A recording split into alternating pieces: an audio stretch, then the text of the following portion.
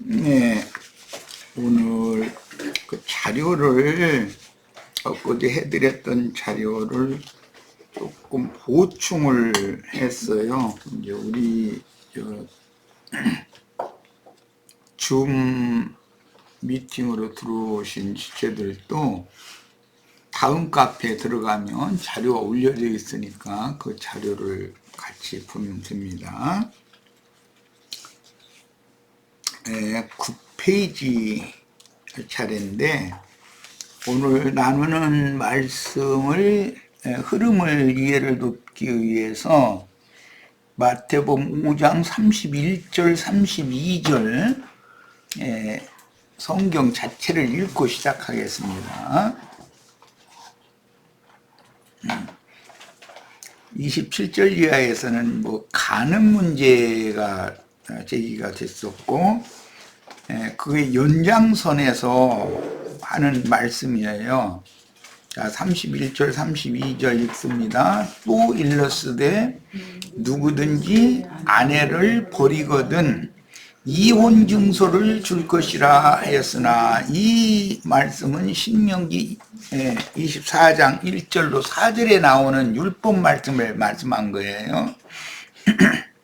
신명기 24장에는 아내가 싫으면 이혼 증서를 써줘가지고 쫓아내라 이렇게 돼 있죠. 나는 너에게 이르노니 누구든지 음행한 이유 없이 아내를 버리면 이는 그녀로 그러죠. 아내 이야기니까 그녀로 간음하게 하며 또 누구든지 버림받은 여자에게 장가드는 자도 간음함이니라 이렇게 말씀하셨어요. 이 말씀을 이제 교계에서는 문자 대륙을 잘못 오해를 해서 성경을 해석하기 때문에 이러기로 말하면은 아내된 여자는 굉장히 불리하지요. 간음을 여자가 많이 하는 게 아니라 남자가 많이 하지. 그런데 남자에 대해서는 이러쿵저러쿵 하는 것도 없고, 이거 잘못 해석하면 큰일 난단 말이에요. 그러니까 성경이라는 건 이건 모두 영적인 천국법을 지금 말씀하시는 중이기 때문에 신앙의 영적인 간음 행위에 대해서 신앙인들이 교회가 세상신과 하나님을 겸하여 섬기는 경우는 어떻게 해야 된다, 지금 그걸 말하는 것이지. 육신적인 여자는 쫓아내도 되고, 그럼 남자가 간음하면 남자는 누가 쫓아내? 그러면 이게 지금 그런 식으로 해석을 일방적으로 하면 안 된다는 거예요. 성경은 모두 영적인 말씀이다. 천국 복음이라는 건, 천국이라는 것은 영적인 나라지 세상 나라가 아니니까 그걸 잘 이해를 하셔야 되겠어요. 자, 그래서 본문은 이제 자료 9페이지로 들어갑니다. 신명기 24장 1절에서 4절에 인용하고 있는 이혼에 관한 율법을 세법으로 적용하는 말씀인데, 혼인과 이혼에 관한 말씀 역시 속세의 혼인이나 이혼을 율법으로 말씀하신 내용은 의문이라는 것은 판에다 기록한 이런 문자의 성경을 말하는 거예요. 의문과 조문으로 10계명이라는 건 1조, 2조 이런 식으로 해서 10조까지 돼 있죠. 그걸 조문이라고 그러죠. 조문으로 된 유대인의 율법이지만 천국의 혼인과 이혼에 관한 세법으로 적용하도록 바르게 해석하여 교회 생활에 적용해야 합니다. 창세기 1장의 창조 기록에 나오는 하나님이라는 용어인 엘로힘, 창세기 1장에는 반복해서 하나님이 천지를 창조하셨다, 하나님이 이르시기를 하나님이 이렇게 다 돼 있죠. 그런데 그게 전부 엘로힘이라는 용어죠. 자, 그 엘로힘은 창조주이신 태초부터 스스로 계신 그 말씀과 하나님의 창조를 동역하여 찬송한 천사들을 의미하는 용어다. 그러니까 조물주 하나님 한 분만을 의미하는 용어는 아니다 이거예요. 말하자면 조물주 하나님께서 그 말씀으로 천지 만물을 창조하실 때 이미 천사들이 그 영원 전부터 하나님의 피조물인 천사들이 하나님의 영광을 수호하고 하나님 영광을 찬송하고 하고 있었기 때문에 하나님께서 인간들을 위한 창조를 하실 때 그 곁에서 주님을 창조자 하나님의 그 놀라운 지혜와 그 솜씨를 찬양한 얘기가 욥기 38장이나 잠언서 8장 등지에 나와 있죠. 그러니까 그때 이미 천사들이 있었다. 욥기에는 그걸 하나님의 아들들이다 이렇게 표현을 했어요. 보면 그러니까 사람이 창조되기 전에 천사들이 먼저 창조되어서 하나님의 구원이와 영광을 찬양하고 하나님의 영광을 수호하는 직분을 수행했다 그런 말이에요. 그래서 하나님의 창조를 천사들이 찬양하고 그다음에 그 하나님의 천사들을 하나님의 창조의 동역자로 쓰신 것으로 성경에 구약 성경에 이미 기록이 되어 있다. 그러니까 사람 창조 전에 천사들이 먼저 창조되었고 영원 전에 하나님의 나라라고 하는 것은 천사들과 하나님의 관계에서 비롯된 용어인 것이고 이제 후에 이 지상세계에 사람들을 이제 창조를 하신 거예요. 사람들이 생존할 수 있는 모든 요건을 갖춰진 그런 창조 후에 사람이 맨 나중에 이제 지어진 것이죠. 그런 내용을 일단 알고 계셔야 돼요. 천사는 언제 창조됐는가를 기본적으로는 알아야 돼. 사람보다 먼저 천사들이 창조되었다. 그러나 영원 후에 가서는 그 천사들은 지위와 신분이 종의 신분이고 사람을 거쳐서 많은 연단과 시련 등을 통해서 온전케 된 의인의 영들이라고 그러는데 이것을 샤라프 천사라고 그러죠. 우리 이제 계시록에 가보면 사람의 측량, 천사의 측량이라는 용어가 나오죠. 그런 사람들을 이제 히브리서에서는 온전케 된 의인의 영들이라고 그렇게 표현을 했어요. 그들은 아들들이다 이거야. 아들들. 그러니까 하나님의 아들들은 하나님을 섬기는 종들이 아들들을 당연히 섬기게 돼 있는 것이죠. 하나님의 나라가 완성이 되면 그런 이치를 기본적으로 성경을 이해할 때는 깨달으셔야 됩니다. 그런데 창세기 1장 1절부터 히브리어에만 쌍수, 짝수라는 것이 있다. 히브리어의 수사에는 이 이방인들의 수사에는 1 더하기 1은 2가 돼야 맞잖아요. 그런데 히브리어에는 1 더하기 1은 1이라고 한다는 거예요. 그 1과 1 앞에 더하는 1과 1 합한다 이러는데 이것은 한 남자와 한 여자. 그래서 그것을 이제 특히 하늘에 거하는 한 남자와 한 여자를 말하고자 하기 때문에 그때는 히브리어의 하샤마임이라고 하는 그 하늘이라고 하는 것은 짝수, 쌍수로 되어 있다. 기본적으로. 이걸 내가 이제 가끔 얘기를 했는데 오늘 좀 살펴보려고 그래요. 자, 우선 창세기 1장 26절로 28절 하늘은 쌍으로 이루어져 있는 거예요. 그것은 하나님의 성막법이나 성전법에는 성소와 지성소는 하늘을 상징하는데 그것은 짝이다 이거예요. 가운데 둘째 휘장이라는 것이 제거되면 하나가 되는 것이죠. 둘인데 하나다 이거예요. 그런 개념이라는 거예요. 이걸 이해를 해야 되는 거예요. 성경 읽을 때는.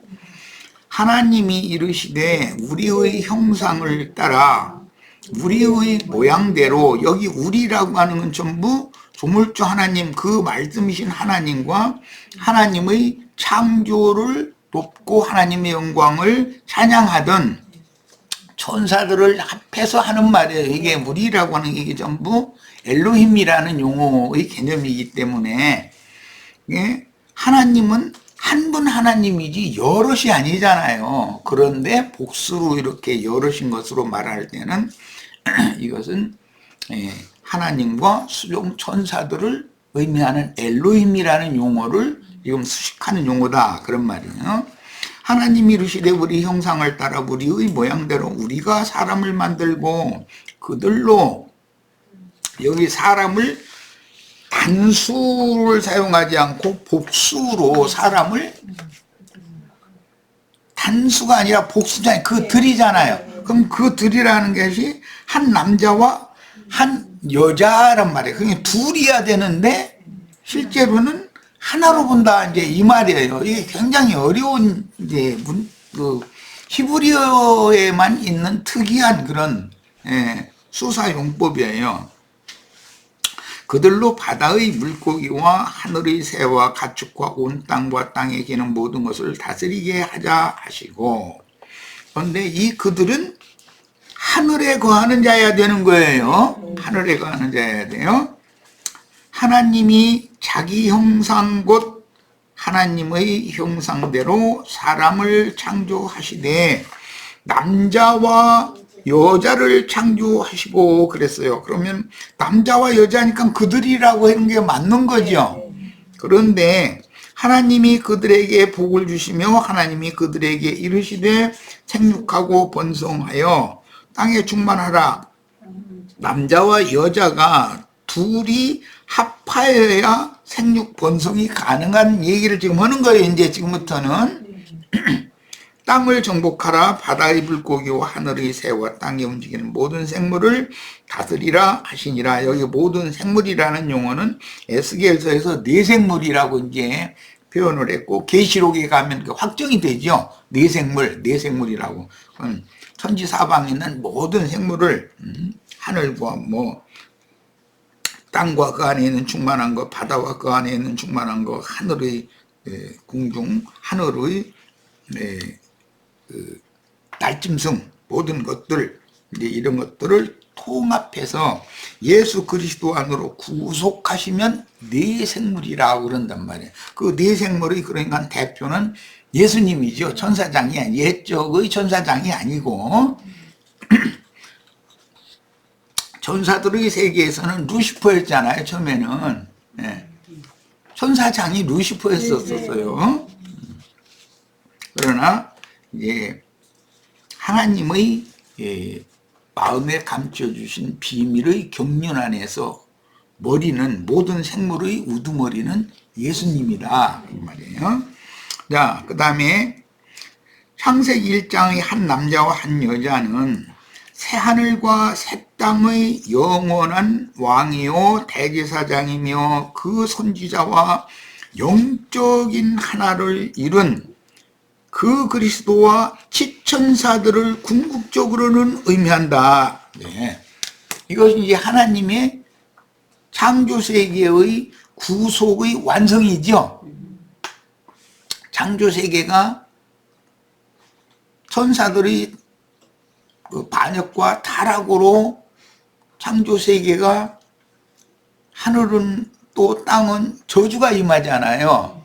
그러나 그 저주를 변하여 복받은 새 하늘과 새 땅으로 재창조하려면 창조를 새로 해야 되잖아요.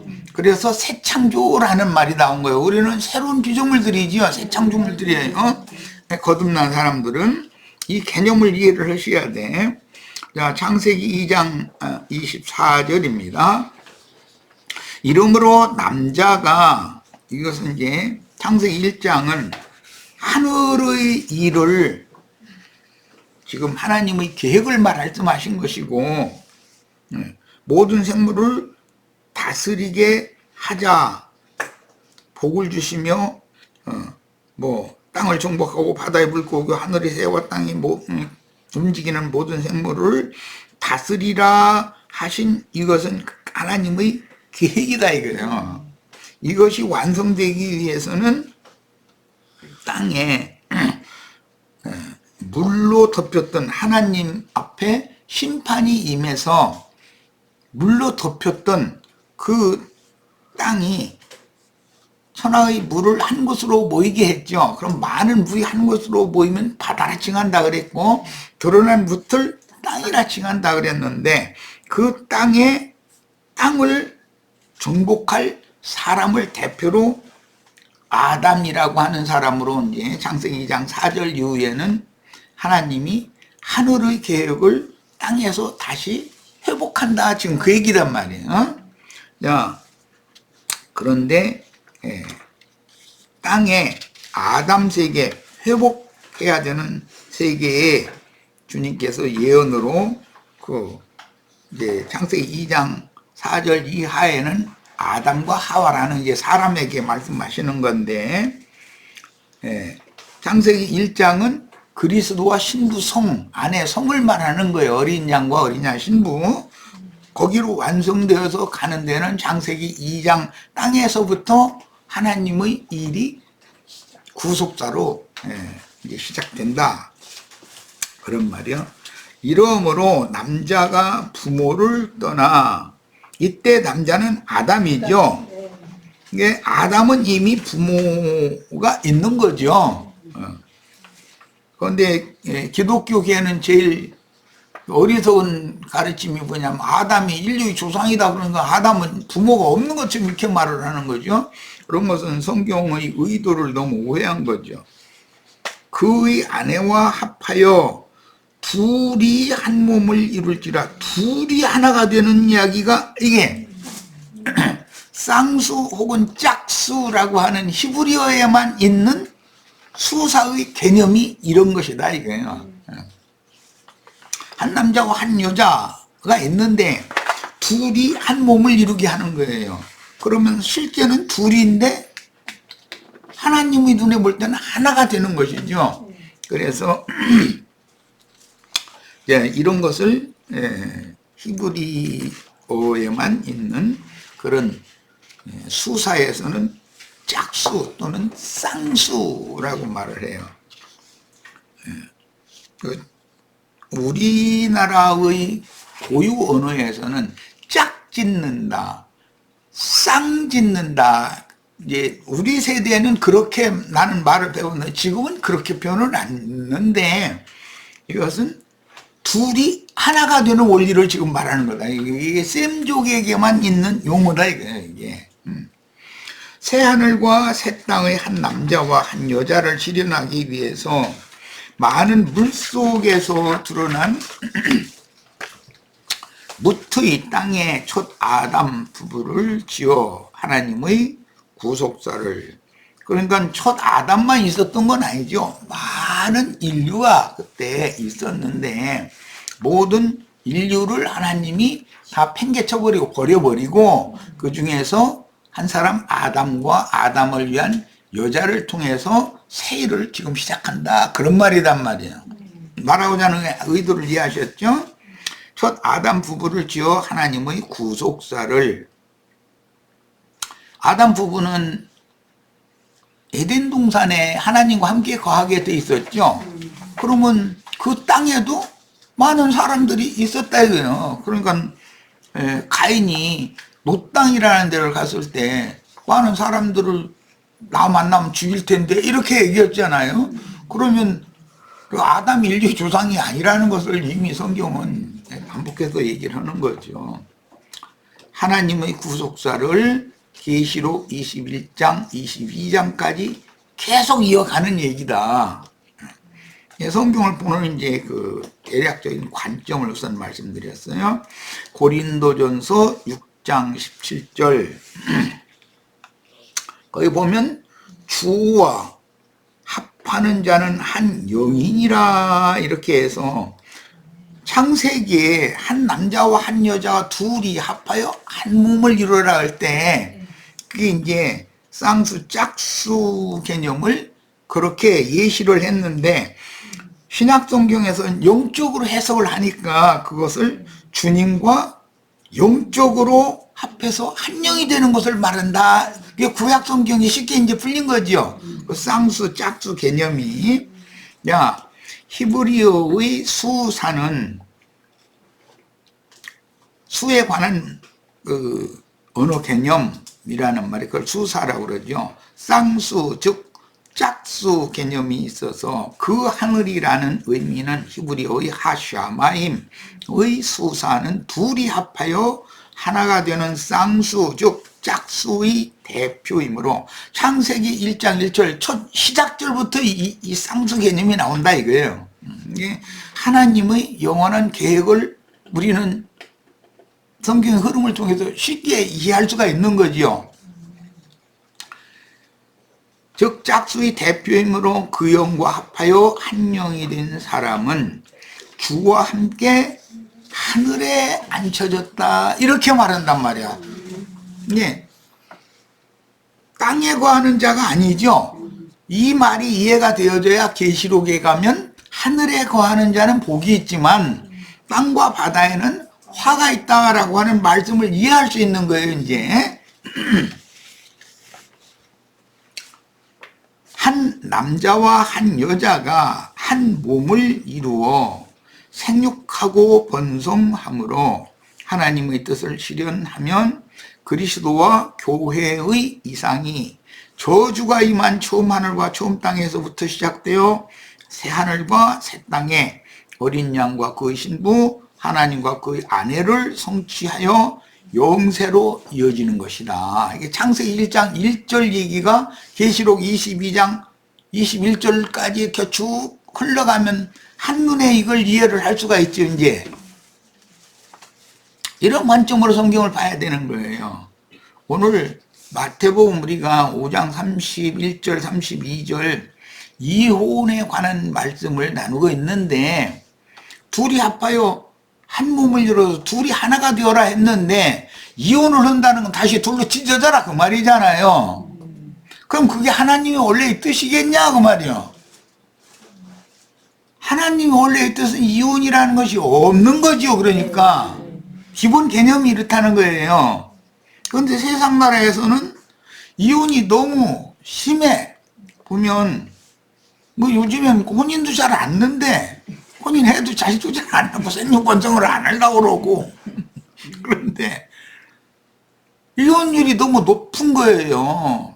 그것은 그게 하나님이 보시기에 타락의 결정이다. 이게 결정체가 뭐냐, 이혼율이 높다는 거다 이거예요. 그리고 혼인을 해도 생육 번성을 안 하려고 그래. 그것은 타락의 결정체다 이거예요. 이게 하나님의 뜻을 거역하는 거잖아요 지금. 예.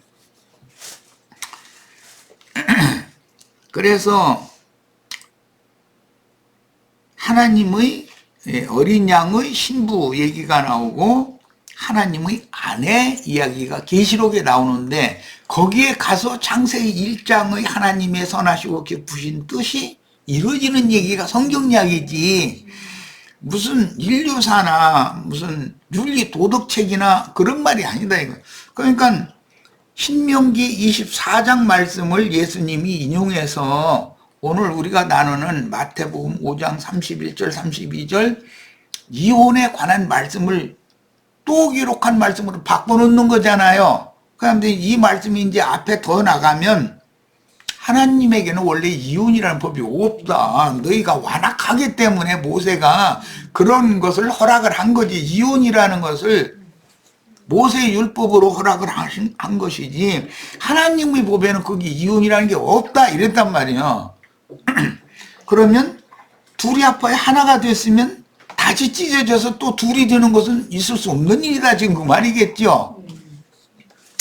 이제 이런 말씀은 창세기 시작에서부터 하나님이 아담이 독처하는 것을 볼 때 좋지가 않았기 때문에 아담을 깊이 잠들게 해가지고 아담의 갈빗대를 꺼내서 뭐 여자를 지어가지고 아담에게 중매를 다시 했다든지 이렇게 이런 것이 다 의미를 우리가 잘 이해를 해야 된다 이런 말이에요. 그러니까 이 말은 하나님 자신이 하나님이 독처하는 것은 싫다는 거예요. 영원 세계에서 하나님이 짝을 찾아서 짝과 하나가 되어서 영생하기를 바란다 그런 뜻이죠. 네. 자 이제 창세기 이제 18장 인용했는데 봅니다. 18장 10절로 14절 그가 이르되 이제 이건 여호와 하나님이 경수가 끊어진 지가 오래된 아브람 부부에게 찾아오셨죠. 해가지고 약속을 맺는 거예요. 내년 이맘때 내가 여호와 하나님이 반드시 네게로 돌아오겠다 그래요. 그런데 1년 후에 오늘 약속하고 1년 후에 내가 다시 돌아올 거다. 그런데 여호와 하나님은 만나면 사람이 죽는 거잖아요. 그런데 돌아올 때 네 아내 사라에게 아들이 있으리라 하시니 사라가 낳은 아들로 오면 아들을 보면 안 죽죠.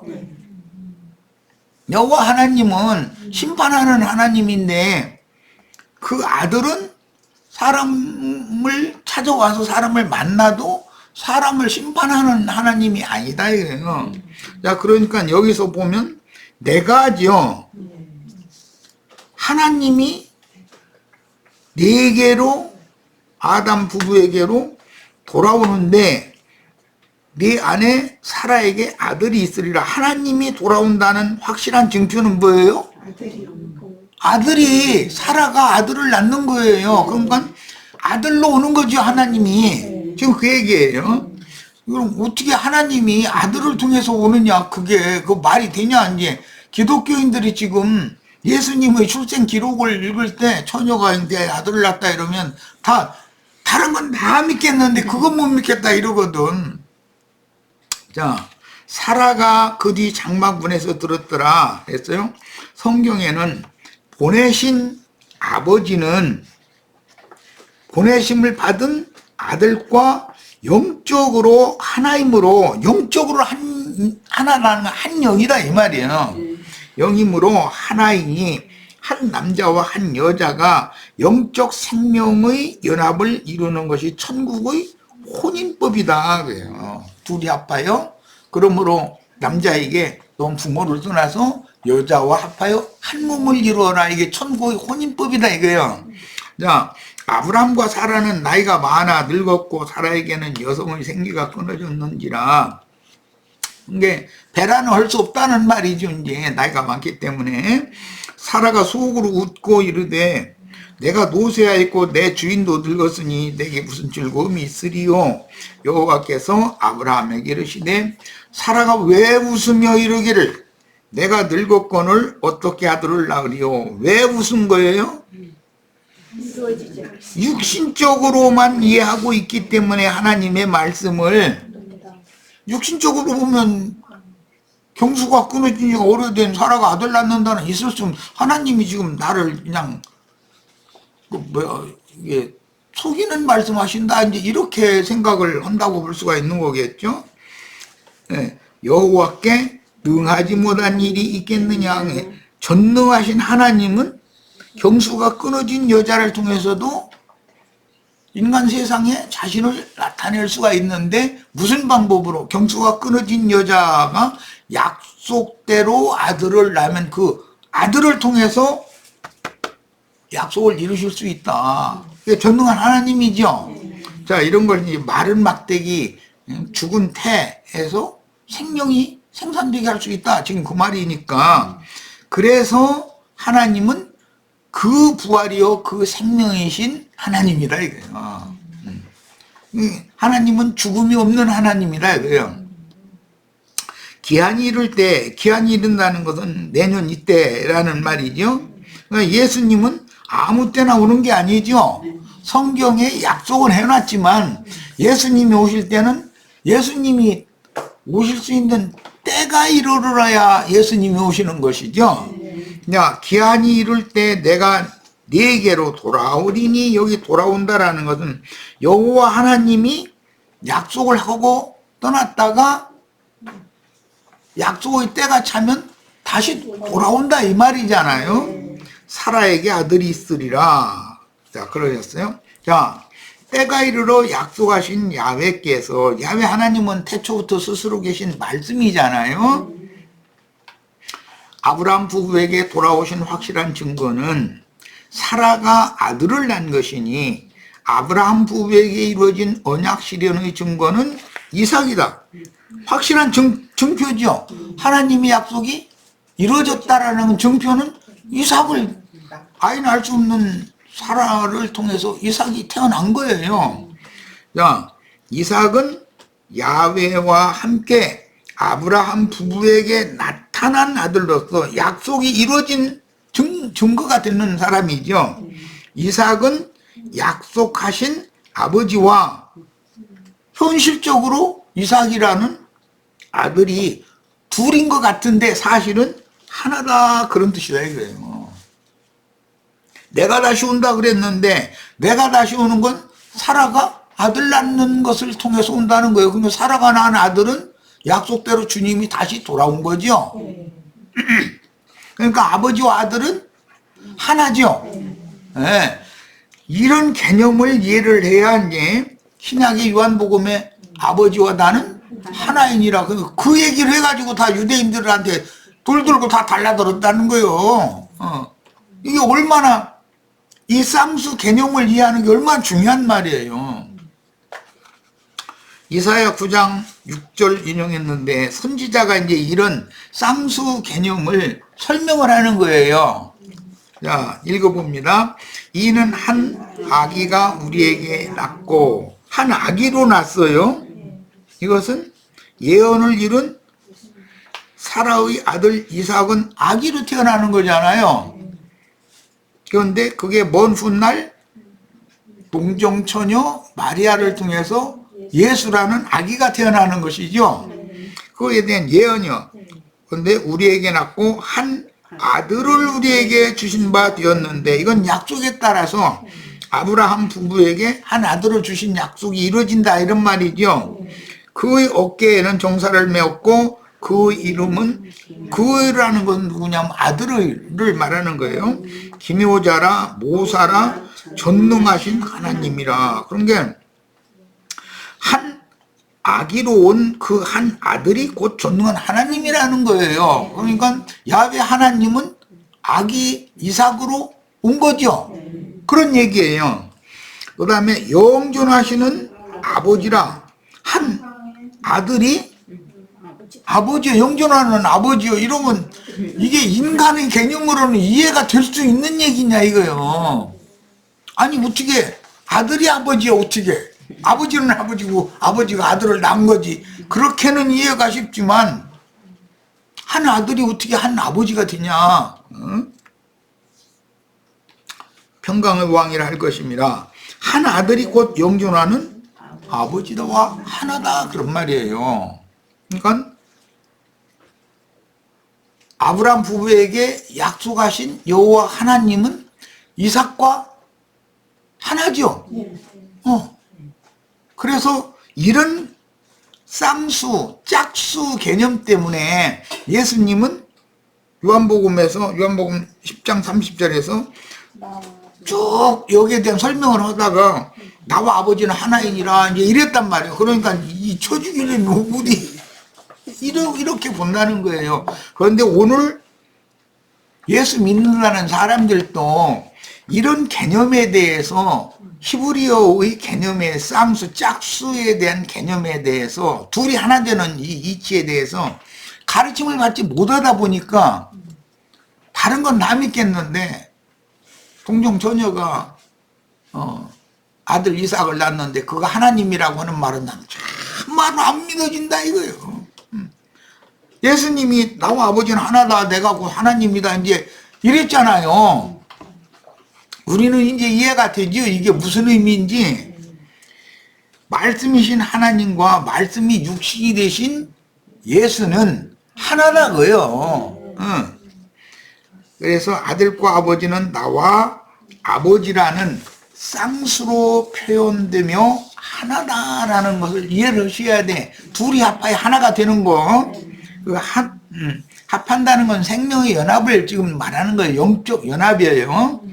계시록 22장 1절 또 그가 수정같이 맑은 생명수의 강을 내게 보이니 하나님과 및 어린 양의 보좌로부터 나와서 그랬어요. 자, 하나님과 어린 양의 보좌는 하나인데 하나님의 보좌도 되고 어린 양의 보좌도 돼. 아니 보좌가 둘이다 이렇게 하면 기독교인들이 삼일체 개념을 깨부셔야 되지요.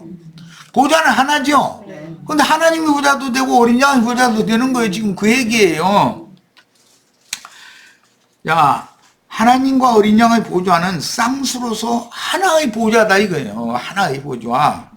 자, 계시록 22장 3절에도 다시 저주가 없으며 하나님과 그 어린 양의 보좌가 그 가운데 있으리니 보좌라는 용어는 단수예요. 그런데 하나님과 어린 양의니까 보좌가 둘이야 되는데 단수가 기록이 되면 이해가 안 되잖아요.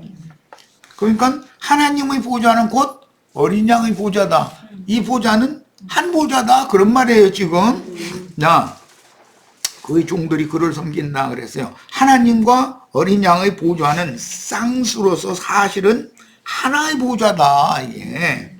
유대인의 율법을 개혁하여 완전한 새 법으로 번역한 그리스도의 율법인 새 법은 그리스도와 신자들의 모임인 교회의 혼인관계를 말하고자 하므로 마태복음 오늘 5장 31절로 32절 말씀을 나누는 중인데 유대인의 율법에는 이혼 증서를 써주고 아내를 내보내도 된다고 돼 있는데 예수님은 이 법을 지금 뒤집어 놓는 거잖아요. 응? 너희가 완악하기 때문에 그런 법을 준 것이지 사실 하나님의 법에는 이혼이라는 법이 없다 이제 얘기를 하는 거예요. 그러면 말하고자 하는 의도를 이해하려면 이 쌍수 개념을 알아야 된다. 한 남자와 한 여자가 둘이 합하여 하나가 한 몸을 이루어라라고 하는 건 둘인데 하나가 되는 이 이치를 이해를 해야 되는 거예요. 자, 첫 시간 여기까지 해서 좀 마치겠습니다. 잠시 쉬었다가 이어갑니다.